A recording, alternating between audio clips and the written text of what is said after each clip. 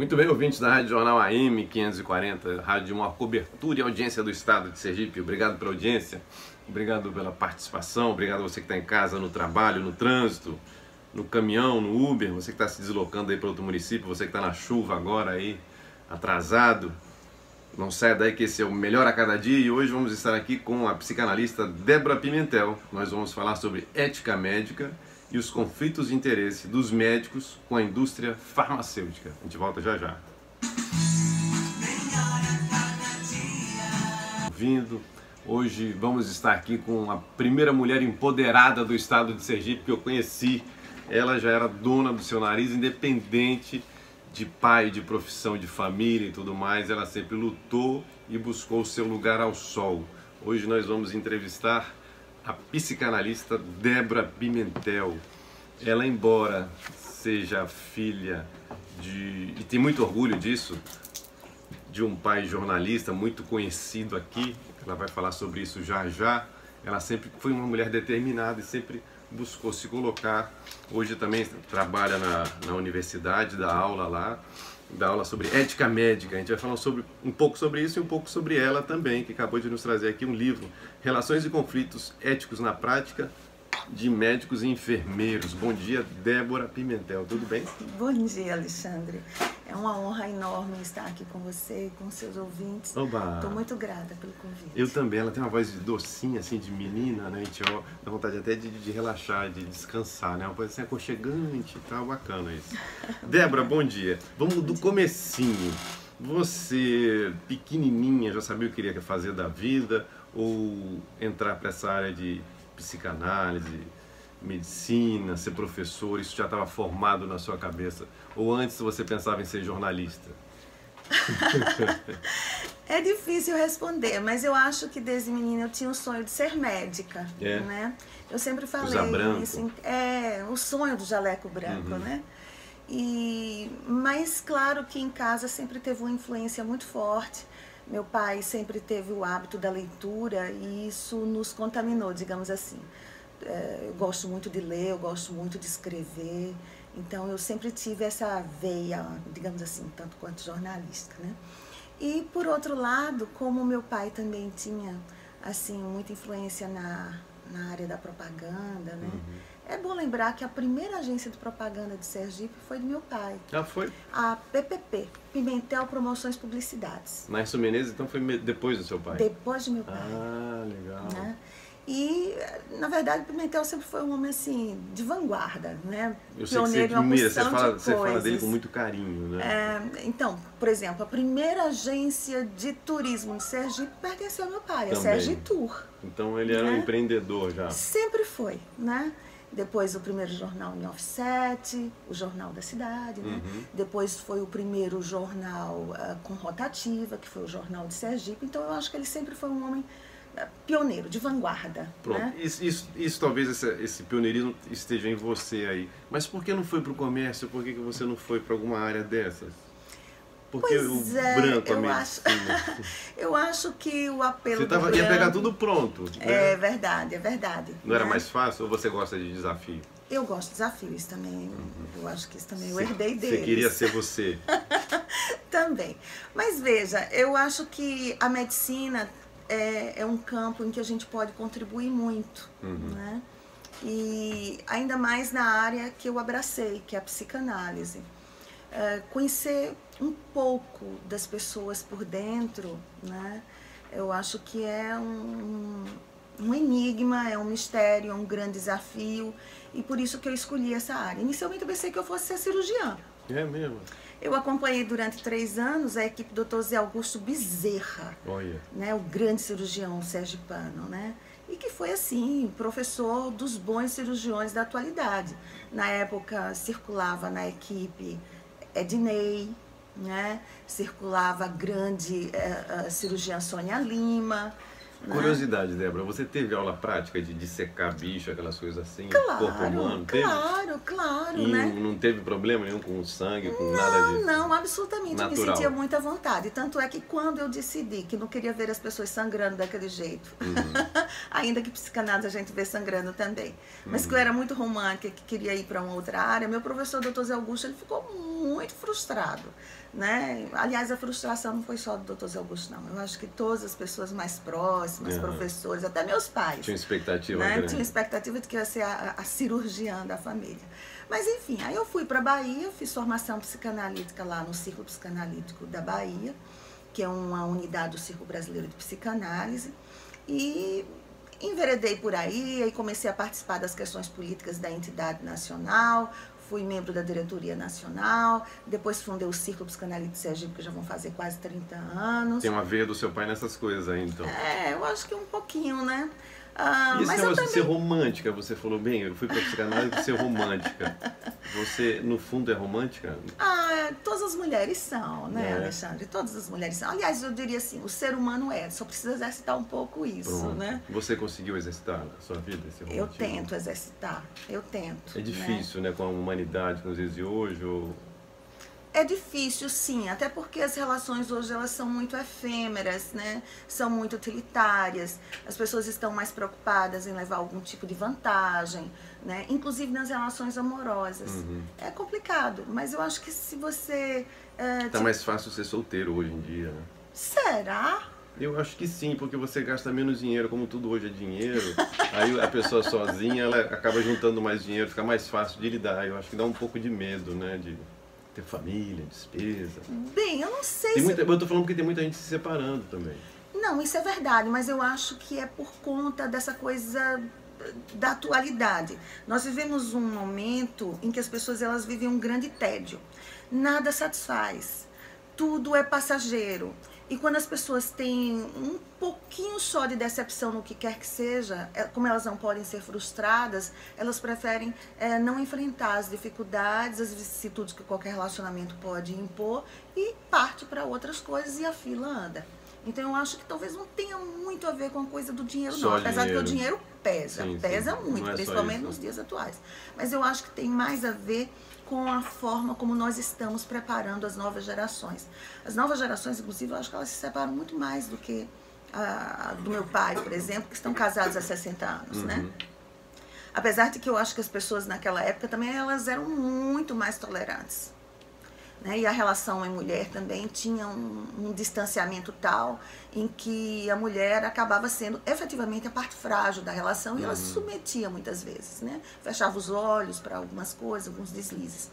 Enfim, hoje ninguém tem essa paciência nem essa tolerância. É verdade. E aí as coisas ficam mais complexas.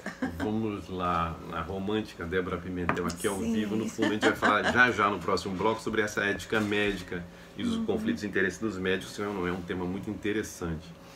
Mas aí você vai fazer medicina e a psicanálise.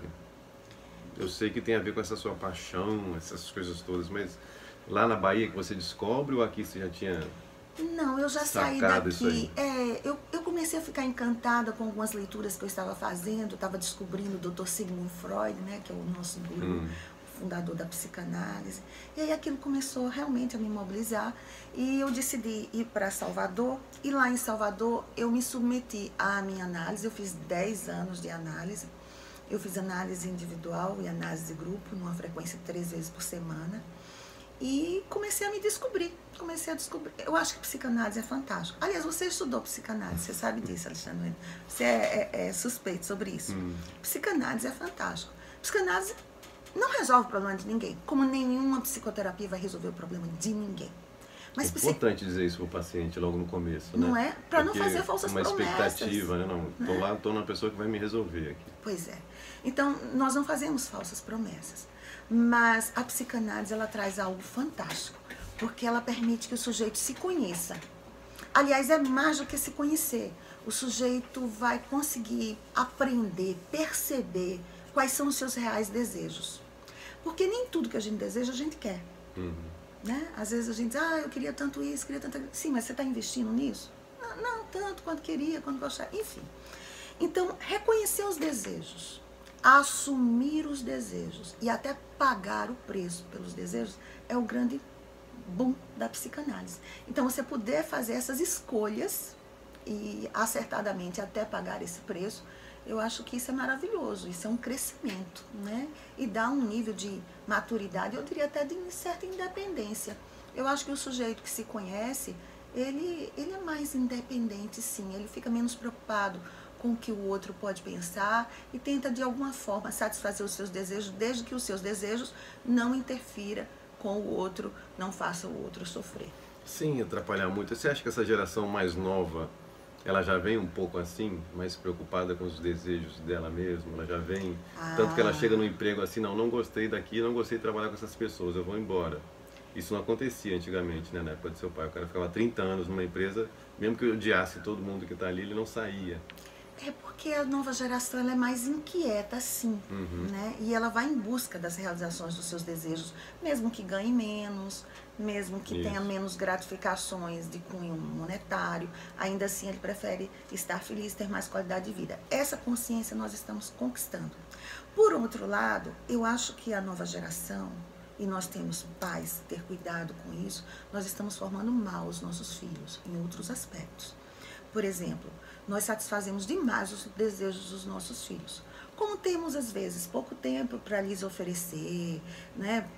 Atenção, Atenção, tempo juntos, né? Então, a gente acaba gratificando em excesso, presenteando em excesso. Permitindo em excesso. Exatamente, é a geração da permissividade, né? E a gente não se dá conta disso. E aí os meninos ficam entediados, porque nada tem graça, ele não tem sequer o desejo formulado porque alguém já vem e antecipa aquele desejo. Não existe demanda, existe só satisfação do desejo.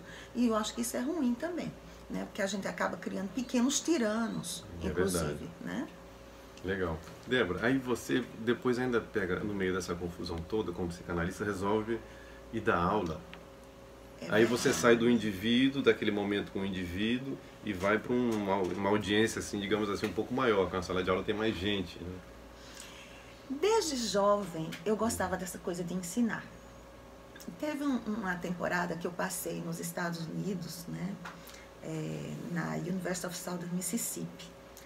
Foram poucos meses, mas foram meses agradabilíssimos. Eu tinha cerca de 18 anos de idade. E voltei empolgada com a possibilidade de transmitir aquilo que eu tinha aprendido lá. E ensinei durante todo o meu curso de medicina no Instituto Canadá. Na época ele se chamava Instituto Califórnia, né? De um sujeito que era assim, pioneiro nessa área do ensino em línguas, que era o Olímpio Seixas, Olimpinho, não sei se você lembra dele, né? Então, durante todo o meu curso de medicina, eu ensinei. E eu achei aquela experiência fantástica. Mas aí você parou e só volta a ensinar anos depois. Bem, eu não diria que eu parei, porque logo depois que eu fiz a minha formação psicanalítica, eu comecei a transmitir a psicanálise, eu comecei a participar de grupos de formação de psicanálise, formando novos psicanalistas.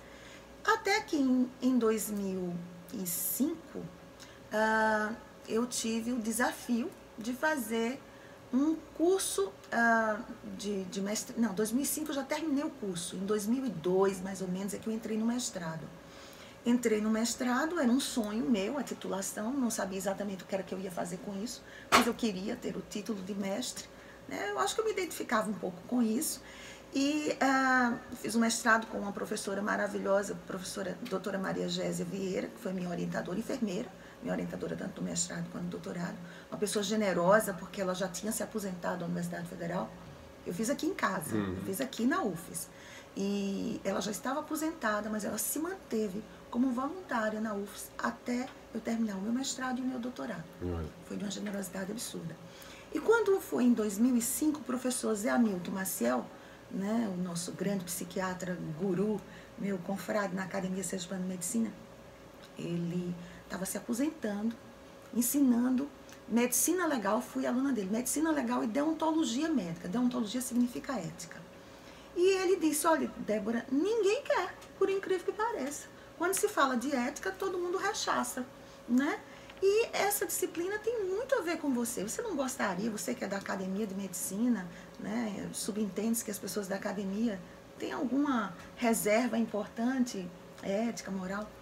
E eu disse, tá, eu aceito o desafio. E eu estava terminando meu mestrado. E aí fiz o concurso para professora substituta, Né? Na época, confesso que só tinha eu de candidata.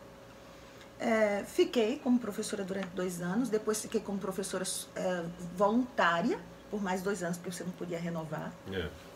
E finalmente, em 2009, eu fiz o concurso para professora efetiva. Eram 2 vagas de 20 horas cada, né? E eu fiquei com uma vaga e o professor Gilberto Bezerra Ribeiro ficou com a outra vaga, e nós somos parceiros hoje nessa disciplina. A ética médica, você acha que ocupar essa cadeira por um médico... Bem, não sei se todos têm que ser só professor, se tem tempo de ser médico também, mas assusta, é uma responsabilidade grande. Você está falando em ética num momento desse que o país está passando, você acha que tem alguma coisa a ver com isso? O que teria a ver com essa rejeição? Ou a gente vai falar em farmácia, por exemplo, vai falar na indústria farmacêutica. É um negócio que os médicos também não gostam muito de falar, porque quem faz a transgressão, digamos assim, não está muito afim de se expor nisso aí, nesse tema. Bem, daí o porquê só ter 2 pessoas interessadas na cadeira? É possível. Curiosamente, essa cadeira, primeiro ela foi ocupada, o fundador foi Garcia Moreno, que é da área psi. Né? Também. Depois Dr. Zé Hamilton, também psiquiatra, e depois Débora Pimentel, também médica da área de saúde mental. Coincidentemente, essa cadeira está sendo ocupada por pessoas da saúde mental. Mas ética médica no mundo inteiro, e eu fiz uma revisão sistemática da literatura, né, esse livro que eu estou trazendo para você, Relações e Conflitos na Prática de Médicos e Enfermeiros, ele foi publicado o ano passado, em 2017, pelo Conselho Federal de Medicina. E aqui, além de uma pesquisa de campo, eu trago... esse livro é gratuito e existe um link gratuito para você baixar também, na internet, no portal online, médico, bacana. Tá bom? Esse livro, ele traz não só a revisão sistemática que eu fiz dos últimos 10 anos sobre o tema, como também tem a pesquisa de campo. E o que a gente percebeu na revisão da literatura, Wendel, é que no mundo inteiro a disciplina ética, ela é desvalorizada. As pessoas acham que ética é só bom senso, não, questão de educação, de berço, formação básica, não precisa frequentar, já aprendi em casa, não preciso frequentar a sala de aula, né? Então, os meus meninos, eles frequentam porque eu os obrigo. Então, a minha nota, ela passa pela frequência, passa pela participação, passa pelo debate, são sempre seminários, então eles são obrigados. Mas o que eu acho surpreendente é que, apesar de, entre aspas, serem obrigados, os meus alunos, eu tenho o maior orgulho de dizer meus alunos, eles começaram a despertar e a ter uma visão mais crítica desses aspectos éticos. E mais ainda, eu tenho uma esperança gigante nessa nova geração, de 2005 para cá, da universidade. Tem. Eu acho que nós estamos formando... A maioria dos professores vão desanimando com os alunos e talvez são desinteressados, e você está animando. Eu acho que eles são a minha esperança. Eu acho que eticamente eles estão mais preparados para enfrentar as dificuldades, os obstáculos, os desafios e, digamos assim, o canto da sereia também. Porque algumas coisas são sedutoras e existem caminhos, entre aspas, mais fáceis de se ganhar dinheiro, né?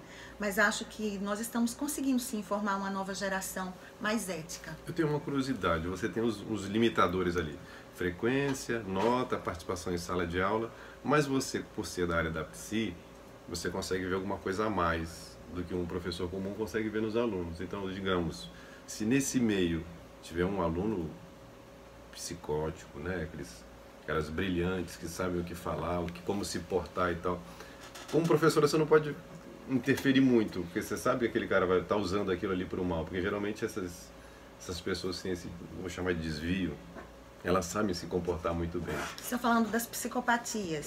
Um aluno, que ele vai para aquela aula ali já, digamos assim, na maldade, como as pessoas dizem, né? Eu vou entender como é que é esse negócio aqui. Como o cara que vai fazer direito, eu fiz direito porque eu não quero pagar condomínio, eu não quero pagar colégio, né? Eu quero me dar bem aqui nesse Brasilzão.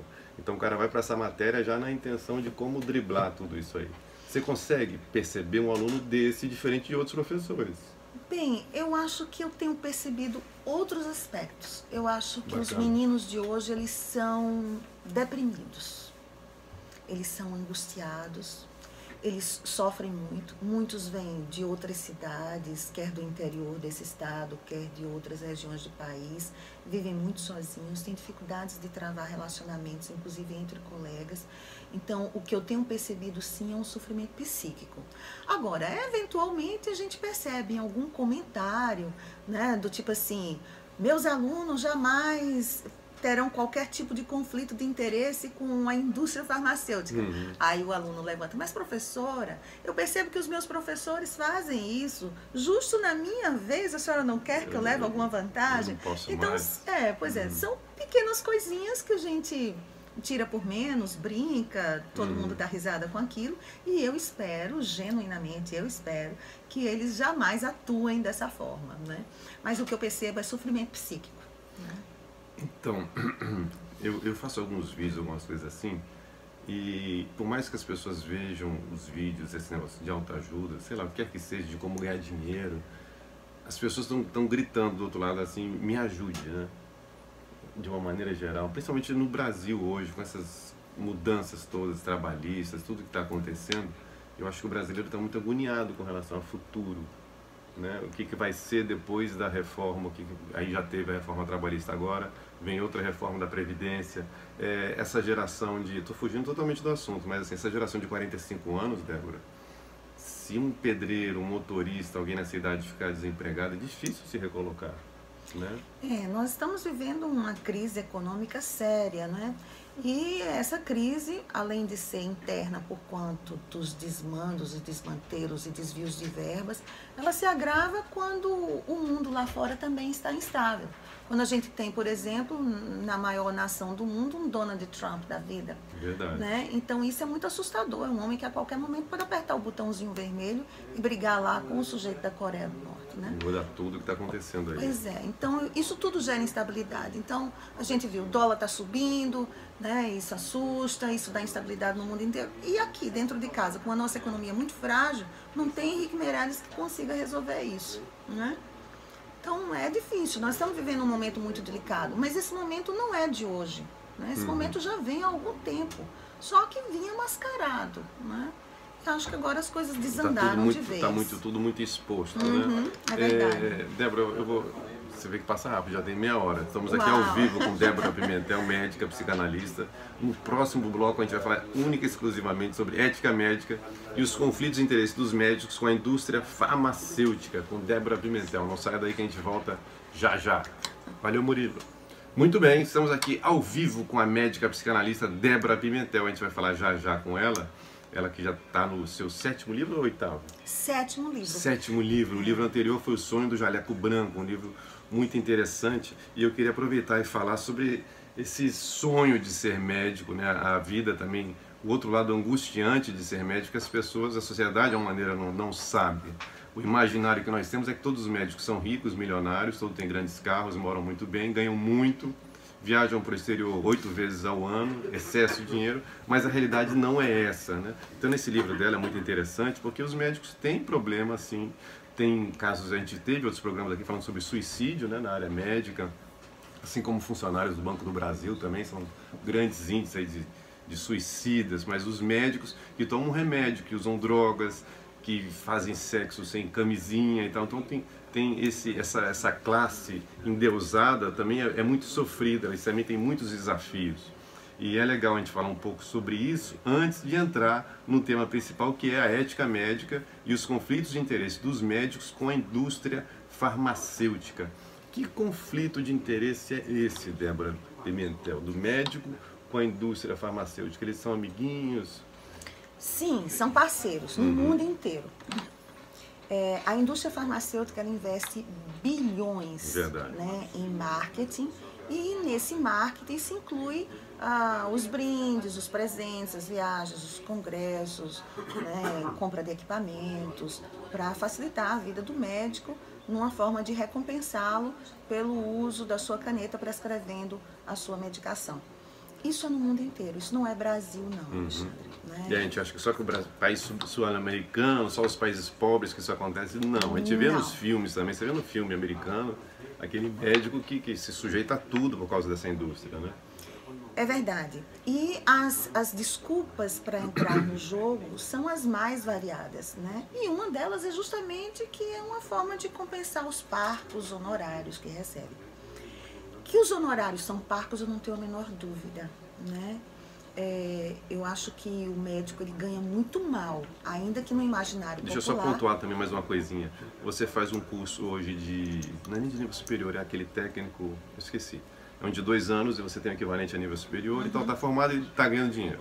Você faz um curso de rádio de 2 anos, de repente está ganhando seus 10, 20 mil com um programa de rádio.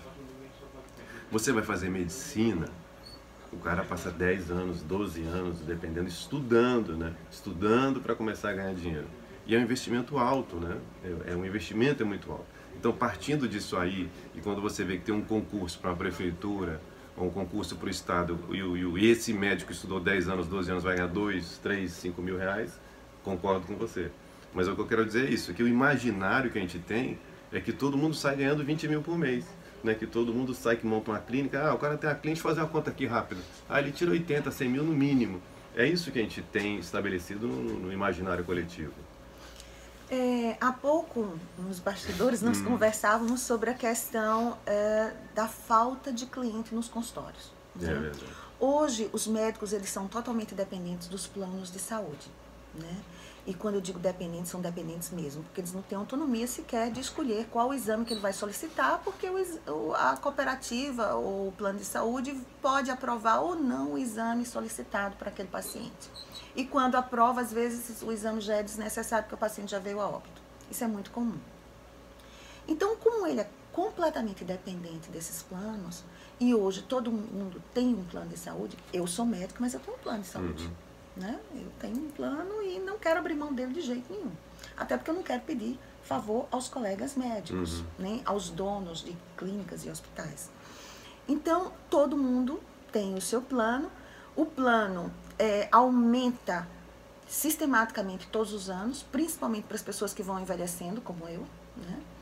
E ficam, inclusive, valores extorsivos. Inviáveis para muita gente. Inviáveis para muita gente. E eles começam a ficar inadimplentes, inclusive com os planos. Entretanto, é importante frisar e que a população saiba que os médicos não ganham na mesma proporção dos reajustes que os planos dão aos seus usuários. Então, se um plano aumenta 4 vezes no ano, às vezes o médico não tem aumento nenhum naquele ano. Então deixa eu lhe dizer que existem 8 a 10 anos que os planos de saúde não reajustam nem consultas e nem procedimentos. São os mesmos valores de 8 a 10 anos atrás. Entretanto, todos os anos os usuários tiveram reajuste, inclusive baseado na idade. É incrível isso. E nós, médicos, nos submetemos a isso. É abusivo, mas nos submetemos. Ou não teremos pacientes, já que todo mundo, entre aspas, possui um plano. Então, e o plano, além disso, então o plano ainda diz para você, olha, você vai pedir esses exames aqui, porque fora isso aqui eu não dou. Exatamente. Então você também tem que caminhar naquela cartilha ali. Então você fica totalmente restringido, você perde a sua autonomia de conduzir aquela consulta, o diagnóstico e a própria terapêutica conforme os cânones de sua consciência, do seu aprendizado, do que o melhor da medicina pode oferecer, porque você tem que realmente atender às demandas do plano de saúde. Isso a gente está falando daquele melhorzinho que tem então condições de ter uma clínica e de atender. Se você for falar de hospital público, que o cara não tem luva, não tem casa, não tem nada, e chega, tem que fazer uma cirurgia, a situação é pior ainda. Ou seja, de uma maneira geral, eu estou pensando aqui na saúde mental desses médicos, não é legal. Não é legal. Não é um ambiente legal para se trabalhar, né? Não, eu sou feliz no que eu faço, mas eu vejo muito médico então com sua BMW, talvez ele seja uma vida pior do que a minha. É possível que eles estejam devendo muito dinheiro nos bancos, né? E estejam apenas aparentando um status que eles não possuem mais. Tem uma necessidade de estar ali naquela roda, naquele carrossel ainda, e de morando atender num ponto caro e tal. Né? E aí atende as expectativas do imaginário popular de que médico é bem sucedido, médico é rico, médico tem carrão, médico tem casa de praia, e as coisas não são bem assim. E mesmo as clínicas privadas, elas têm uma parcela de atendimento ao SUS. Além dos planos de saúde glosarem as consultas, atrasarem ou não pagarem, parte daquele público, daquela clínica ou hospital é SUS.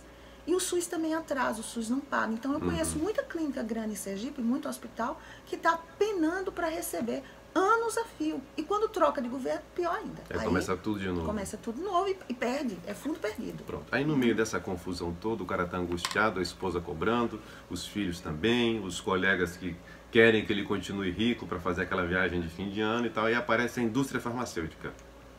A legalzinha, bacana, que vai te oferecer algumas vantagens. Isso existe mesmo? Existe. Existe. Eu tenho certeza que eu vou, depois desse programa, ser crucificada por alguns colegas queridos. É provável, mas né? É bom, é saudável para todos nós. Veja, eu fiz essa pesquisa, a que foi publicada ano passado pelo Conselho Federal de Medicina, e publiquei também no Jornal Americano de Clínica Médica, essa mesma pesquisa, conflitos éticos, né, entre médicos e indústria farmacêutica.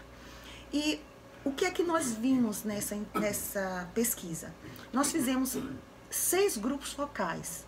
Grupos focais é uma técnica de entrevista em profundidade, você usa muito isso, né? As pesquisas qualitativas no marketing, né? É muito usado.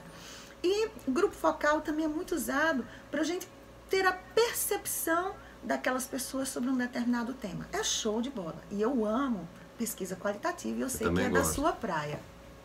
Então, nós fizemos 6 grupos focais e nesses grupos focais, não fui eu, Débora Pimentel, que disse isso. Os próprios médicos de Sergipe tiveram dificuldades inicialmente de adentrar-se nesse tema, né? Porque era um tema tabu. Eles se olharam, fizeram risinhos, né? Mas finalmente, com muita provocação, eles disseram, olha, nós aqui, eu particularmente, eu não tenho nenhum conflito de interesse, mas eu conheço pessoas que têm. Eu tenho um colega. Eu tenho um colega que tem, né?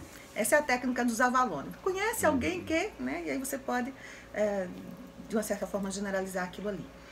Claro que nós temos ilhas de excelência, não só técnica, como ética, no meio médico. Nós temos profissionais que realmente são pessoas fantásticas e que têm uma postura ética adequada, né? Mas existem aqueles que têm já, digamos assim, o hábito mesmo, de usar a sua caneta movimentando milhões, ajudando a movimentar bilhões de dólares para a indústria farmacêutica. Claro que a indústria farmacêutica ela é importante. Ela é importante nas pesquisas. É impossível você fazer uma pesquisa que não tenha um financiamento. E às vezes a gente não consegue um financiamento público, um financiamento de órgãos ligados à educação ou à saúde. E a gente precisa da indústria farmacêutica, né? É claro que a gente precisa da indústria farmacêutica para fazer, por exemplo, grandes eventos. Hoje, realizar um evento, você também é dessa área, você sabe que não é fácil. Não é brincadeira. Né? Você precisa de financiamento. A indústria farmacêutica, ela realmente contribui de forma ímpar. Mas a indústria, ela também é perniciosa, porque ela corrompe os médicos. Corrompe de que forma? Doutor, se o senhor prescrever a medicação X, né? A gente lhe ajuda, ele leva para o congresso. Inscrições em congresso médico hoje são caríssimas, R$2.000, R$3.000 uma inscrição. Fora a viagem, hospedagem, alimentação, transporte, enfim, é uma fábula você ir para um evento desse. E a indústria banca isso para você desde que você prescreva a medicação. E chegando lá, às vezes tem até sorteios, né? Não, aí já me disseram que tem até, às vezes, o cara ganha um carro, não sei se é verdade, mas... Bem, eu não sei exatamente a dimensão dos brindes. Só registrando aqui, são 9 horas mais 45 minutos, estamos aqui ao vivo na Rádio Jornal AM 540 com a psicanalista e médica Débora Pimentel, que está no seu 7º livro, Relações e Conflitos Éticos na Prática de Médicos e Enfermeiros. Voltando aí, me desculpa, só para quem está chegando agora se achar também. Ótimo.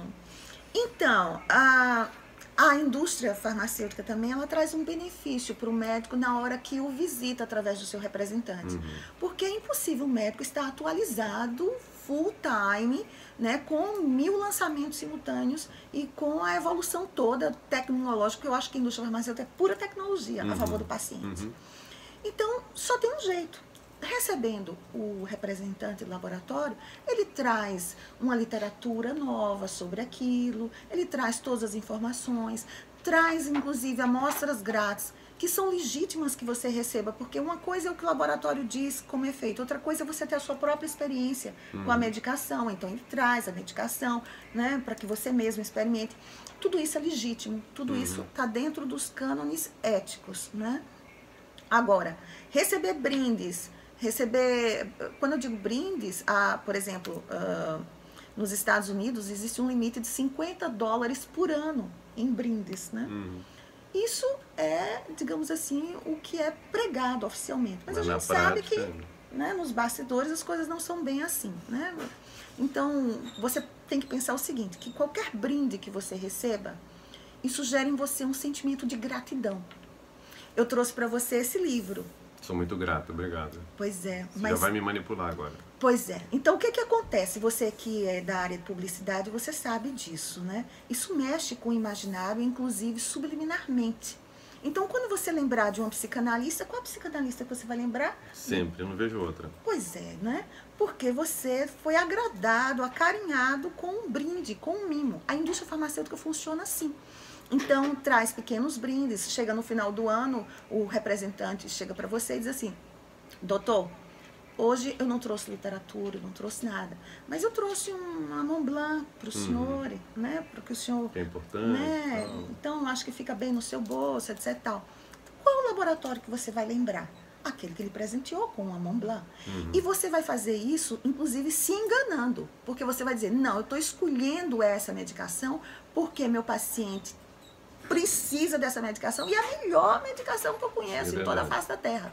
Então você acha que está fazendo pelo bem do paciente e você se engana, né? Na verdade, você está retribuindo os presentes que você ganhou durante o ano. Então, e tem também o imaginário da população, quando você vai lá e o cara fala assim: você não tem nada, ó, tome só um chazinho e tal, vai embora. O cara sai e fala: que médico foleiro, eu fui no outro, ele mandou tomar um remédio caríssimo que nem vende aqui na minha cidade. Esse é o médico bom. Também tem isso, lamentavelmente, né? É verdade, é verdade. E o pior é que os pacientes hoje, eles já chegam com um diagnóstico, porque eles já foram no Dr. Google. Já está na internet. Já está na internet, já pesquisou, está tudo lá e já chega: ó, doutor, só vim para uma segunda opinião, né? Existe até uma piadinha que o médico pode responder também. Então, a segunda opinião deve ser o Yahoo, né? Alguma coisa assim. Fique por lá. Mas claro que médico, ele não tem que fazer esse tipo de piada. Na verdade, o médico, ele tem que respeitar, inclusive, esse diagnóstico prévio, né? Agradecer pela pesquisa e dizer: oh, que bom que o senhor trouxe já essas informações, eu vou ler com carinho, mas eu gostaria de eu mesmo formular o diagnóstico. Vamos lhe examinar, vamos, né? Para que a gente possa encaminhar as hipóteses, né? Enfim. Eu acho que a gente tem que ter respeito com esse tipo de colocação e não se exasperar, nem se zangar, porque o paciente já trouxe qualquer coisa desse sentido. Claro que, muitas vezes, o paciente diz assim: doutor, eu quero que o senhor peça os exames X, Y e Z. Já vem também com essa demanda, né? E o médico vai pedir se achar efetivamente que é importante isso. E outro item que você me ensinou: e se a empresa aqui também que ele vem, do plano de saúde, também permitir? Senão ele pode até indicar assim: você vai ter que fazer fora. Ou então, malandramente, me perdoem, os colegas podem dizer: olha, o seu plano vai demorar a autorizar, ou qualquer coisa do gênero. Vamos fazer aqui na clínica mesmo. Você faz aqui e tal. Até porque essa clínica é a única clínica que eu confio. Isso. E é a única clínica que, como eu transito, eu posso ver rapidamente o seu exame e acelerar todo o processo. Então, os pacientes, eles já estão meio calejados acerca disso. E eles já desconfiam dessa postura do médico. O único ultrassonografista da cidade que eu conheço, que vale a pena e que eu confio, fulano de tal. Que é minha esposa. Então. Pode até ser ou não, né? Mas será que não existe conflito de interesse quando você está encaminhando esse paciente para a clínica X? Então, o que é que eu descobri nessa nossa pesquisa? Eu descobri que os médicos, eles ganham para fazer indicação de exames também. Então, a coisa funciona da seguinte forma: eu trabalho numa clínica, se eu pedir X exames, eu tenho o meu condomínio abonado. Se eu pedir X mais 1, eu tenho um condomínio e o aluguel abonados. Se eu pedir X mais 2, eu tenho um condomínio, o aluguel e um bônus na minha conta bancária. Ou então, aquele sujeito que pede para que você vá manipular uma droga na farmácia de manipulação X e passa uma fórmula secreta. Como assim? Lá na receita tem escrito ALAV. E aí você vai numa farmácia qualquer para ver o que significa ALAV e as farmácias de manipulação desconhecem aquela sigla. A única farmácia que ele consegue fazer o orçamento e que os farmacêuticos são realmente inteligentes e conseguem decifrar o enigma é aquela cuja etiqueta já estava na sua receita. Porque muitos médicos colocam a etiqueta da farmácia de manipulação. Claro que ele tem um bônus, ele tem um ganho, uma mesada, inclusive, depositada certinha, pingando ali mês a mês, né? Gente, eu quero lembrar que a minha esperança, volto a dizer, são as novas gerações. São os meus alunos, eu quero ter orgulho deles, né? E eu lembro a eles todo dia que isso é corrupção passiva. E corrupção passiva, a penalidade é ver o sol nascer quadrado, porque está previsto no Código Penal. Não é só o Código de Ética Médica que vai punir esse médico, né? O Código Penal também, isso é corrupção passiva, né? Então, isso é um crime e a gente precisa esclarecer isso para as pessoas. Aí você diz assim, sim, mas como é que a indústria vai saber o quanto eu estou prescrevendo ou não? Eu simplesmente digo lá para o representante, ó, estou prescrevendo para valer. Então, não é bem assim. Muitos médicos desconhecem isso eu aprendi há pouco tempo atrás, mas que é de fato a realidade.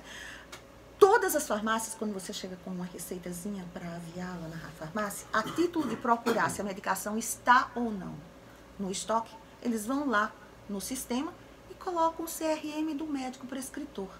Só o CRM, não precisa colocar o nome. O CRM já está de bom tamanho. E aí, quando chega no final do mês, as farmácias vendem esse relatório para todas as indústrias indiscriminadamente. Então, a indústria A vai saber o que a indústria B está vendendo também. E vai saber quem é o médico que tem potencial, inclusive, porque está prescrevendo muito para o concorrente. Mas a gente tem uma droga igual, vamos passar a visitá-lo, porque ele pode ser uma nova presa para a gente. Né? Até assim, sendo meio mafioso, né, que a gente vê nos filmes da máfia, esse vendedor pode chegar no médico e falar assim, rapaz, eu te dei uma Mont Blanc, uma passagem, não sei o que, eu te dei, sei lá, 15 mil em mimos, e pelo que eu vi aqui, você prescreveu menos do que a outra indústria lá, tal. Corta-se o benefício. Né? Acabou. Então, isso ele também acontece. Nem vai mais ser visitado por aquele representante, né? Porque ele está sendo traído. Né? Uma outra coisa importante é que não é só a farmácia. A indústria de próteses e órteses também. Na nossa pesquisa, aqui em Sergipe, né, foi dito pelos médicos dos grupos focais que o grupo que mais, digamos assim, se deixa envolver pelo canto da sereia são os ortopedistas. Né? Mas a gente sabe que isso não é em Aracaju apenas, isso é no Brasil inteiro e é no mundo todo. Né? Inclusive, existem outras especialidades que foram citadas na nossa pesquisa nos grupos focais. Dermatologistas, né? Cirurgiões, de uma maneira geral, cirurgião plástico com as próteses de mama, de panturrilha, etc. Tal. Foram citados os neurologistas, os cardiologistas e os cirurgiões vasculares por conta dos stents, né? Enfim, diferença grande de preço. Né? Mas os ortopedistas, na nossa pesquisa aqui, foram ditos como campeões. Né? É realmente uma situação lamentável. Volto a insistir que isso não são todos os médicos. Claro. Existem excelências, insisto, técnicas e éticas. E eu conheço profissionais que eu tenho orgulho, inclusive, de dizer que são meus colegas ou que foram meus professores. Existem reservas éticas importantes no estado de Sergipe. A gente pode pensar também, então, que esses médicos estariam precisando de uma terapia, de algum tipo de ajuda para sair desse conflito de estar na sociedade numa posição maior do que ele deveria estar, né? Então, bem, você é médico, eu acho que juiz também passa muito por isso. Você é juiz, você vai ganhar só 15 mil, 20 mil, mas você tem que ter um status e morar num lugar mais caro, de ter o carro mais caro, então essas pressões são muito grandes. Agora, o médico ou o juiz que seja, para ele entender que ele não é obrigado a estar nessa roda viva, preciso de ter um olhar para essa saúde mental também. Sim, certamente, né? Médico, eu vou insistir, eu acho que eu estou sendo redundante, médico sofre muito, né? É a categoria que mais se deprime entre todas as categorias. Talvez até por conta dessas exigências do imaginário em que ele tem que sair de um plantão para outro para ganhar um pouco mais e corresponder a essas demandas. É uma categoria que muito se suicida. Se a gente juntar estudante de medicina com profissionais médicos... Eu posso até te atrapalhar um pouco mais. E ainda tem a pressão desse estudante de medicina por estar fazendo medicina enquanto ele queria fazer direito e engenharia civil por causa da opressão familiar, né? E social. Não, você tem que ser médico, porque na família e tal, não sei o quê, ou o que dá dinheiro é ser médico. Então o menino está ali desde o primeiro ano, estudando igual um louco para fazer um negócio que ele não quer. Imagine depois encontrar uma realidade dessas. Não é desde o primeiro ano, não. Vou lhe frustrar. Ou vou lhe assustar, não sei. Desde o nascimento. Desde a adolescência que ele já sabe que vai fazer medicina. Ele já entra numa determinada escola que já faz marketing para o sucesso em faculdades de medicina. Então, quando ele entra naquela escola, ele sofre uma pressão desde os 12, 13 anos de idade extraordinária, numa turma, inclusive, separada dos outros que vão fazer qualquer coisa, né? E o vestibular é algo extremamente difícil, né? A concorrência é absurda para a medicina. É um momento de escolha onde a maioria deles não tem essa maturidade ainda, né, para escolher. Exatamente. Né? Escolher uma profissão. Tem menino que está entrando na faculdade, Alexandre, aos 16 anos de idade. Como é que eu vou escolher uma profissão para o resto da minha vida aos 16 anos? Tá brincando de carrinho com o irmão dele ali ainda, né, de repente. É incrível. Já tem que escolher, né, o futuro dele. Eu tenho um aluno que agora que ele deve estar com 16 anos de idade, eu acho que ele entrou com 12, 13 anos, um gênio. Aí um guri que é gênio, fantástico, e que ele entrou menino na faculdade, teve que entrar com uma liminar na justiça, etc, etc. Tal. Ele está no 5º período, agora deve ter uns 15, 16 anos, né? Então, claro que a gente tem os pequenos gênios, né? Os sujeitos que estão acima da média, mas eu acho que é uma responsabilidade muito grande, né? Eles são muito imaturos. Isso já seria outro programa, que também me lembrei agora que tem muita garotada também no primeiro ano passando para a faculdade particular, que não tem tanta exigência, que não é tão cobrado, e os pais chegam lá e falam assim, vou entrar com uma liminar aqui para você já ir para a faculdade, porque o ensino médio é mais caro do que a universidade. Bem, privada. Esse argumento pode outro também até existir, mas veja... Porque 2.000, tirando aqui, não sei em qualquer lugar do Brasil, mas digamos, 2.000 um ensino médio por mês, e você vai para a faculdade 800 conto, né? Bem, então depende do muito curso, mais barato. Né? Depende do curso. Sim, mas para se livrar daquele problema, bota logo na faculdade, entra com a liminar e tal, está estudando direito ali, está estudando qualquer coisa assim. É possível que esse argumento funcione para outras Mas arrebenta profissões. a cabeça daquele menino também. Né? Com ele está pulando uma etapa. Com certeza, né? Não tenho nenhuma dúvida sobre isso, né? Mas hoje até as faculdades particulares de medicina em especial, elas são muito concorridas. Não, aí medicina é outra coisa, muito concordo. Concorridas. E eu acho que Sergipe... Que aí já é o inverso, aí a faculdade já é mais cara, né? E em Sergipe talvez seja a faculdade particular mais barata do Brasil. Eu andei procurando aí, conversando com pessoas que estavam vendo a possibilidade de matricular filhos em outras... Tem mensalidade de 20 mil reais? Tem uma mensalidade do que você quiser, mas tem sim, né? Eu acho que Sergipe é mais barato e é caro para dedéu, mas... Eu tenho mais uma notícia triste para te dar, são quase 10 horas. A gente falou aqui 1 hora. A gente fica num bate-papo gostoso, né? Eu queria te agradecer, eu espero ter ajudado as pessoas, porque, Débora, a AM tem uma cobertura muito grande, né? Interior do estado e tal, mas, surpreendentemente, também tem a internet, o www.melhoracadadia, ou a JN1, que é daqui do grupo, .com.br. A gente chegou em dezembro a 32 mil pessoas só na internet acompanhando. Então é um número fabuloso. Sucesso. Eu acho que tem umas 100 mil pessoas aí de alguma maneira escutando, que tem a ver com a área ou que não tem.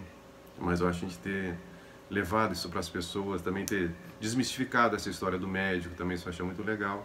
E eu queria passar para você, para essas suas considerações finais, para essa mulher aí que é uma fera, que sempre que eu encontro aprendo muito, todo momento que eu converso com ela aprendo alguma coisa, tenho um monte de curiosidade, um monte de coisa para tirar dúvida com ela, que eu tenho ideia de que ela resolve tudo, que ela sabe tudo, tem esse imaginário com relação a Débora Pimentel também, e que é uma menina, é uma moça que está aqui do meu lado com essa vozinha doce, aveludada, falando com a gente, que dá vontade de a gente ficar aqui até o fim do dia conversando. Queria de coração te agradecer, sei que seu tempo é muito curto, seu dia é muito corrido, como esses médicos todos, você não deve ter tempo. Espero que você faça sua terapia também, para você dar conta disso tudo aí que você faz. E te agradecer de coração, Débora. Se tivesse alguma coisa para falar mais, alguma coisa que faltou, que você aproveitasse Só dizer também. que eu tenho um respeito enorme pela categoria que eu pertenço, os médicos. Sei Claro. o quanto eles sofrem, sei o quanto nós sofremos, tenho isso na pele. Sei quão difícil é corresponder a esse imaginário popular, quão difícil é dar o melhor de si para os nossos pacientes. E estamos sempre tentando, de uma maneira geral, servir com humildade os nossos pacientes, né? Até porque só quem é humilde consegue servir. E eu acho que é essa a missão do médico. Bacana. Até as palavras finais de nossa querida Débora Pimentel, médica psicanalista, que a gente falou hoje aqui sobre ética médica e os conflitos de interesse dos médicos com a indústria farmacêutica. Ela que está no seu 7º livro, e esse livro aqui que eu também tenho que dar um tempo para ler sobre ele, e espero que todos leiam também, Relações e Conflitos Éticos na Prática de Médicos e Enfermeiros, que você pode encontrar também na internet para baixar isso aí de graça. Qual é o endereço da internet? É no Portal Médico. No Portal Médico mesmo. Você vai lá no Portal Médico, tiver interesse em saber um pouco mais, pode buscar lá. Muito obrigado, Débora, pelo carinho, obrigado pela atenção, obrigado por estar aqui nos ensinando um pouco mais e para que a gente fique melhor a cada dia. Um abraço e até lá.